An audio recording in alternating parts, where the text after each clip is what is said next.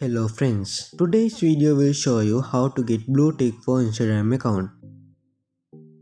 Before going to the video, if you are still new to my channel, subscribe below and join us. First of all, your account should be a clear account and enable account without reports. Open the app first.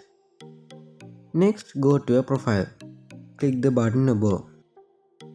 Click the account button. Click request verification below. Here you can see this form. Here the username of your account is added at the top. First enter your full name.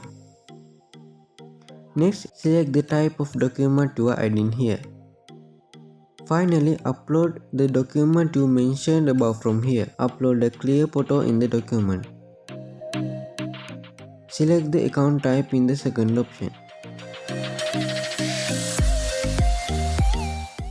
Next select your country. Be sure to give your real details here. There are some optional details below and provide them only if required. Next, add your social media link below. Here you can add things like your YouTube, Facebook, Twitter, personal blog. You can add more links by using the add link below. Finally, check if all the above details are correct and press the submit button below. Then you will get a message like this. You can get this blue tick for 30 days. So comment below about today's video. See you in another video. Thank you.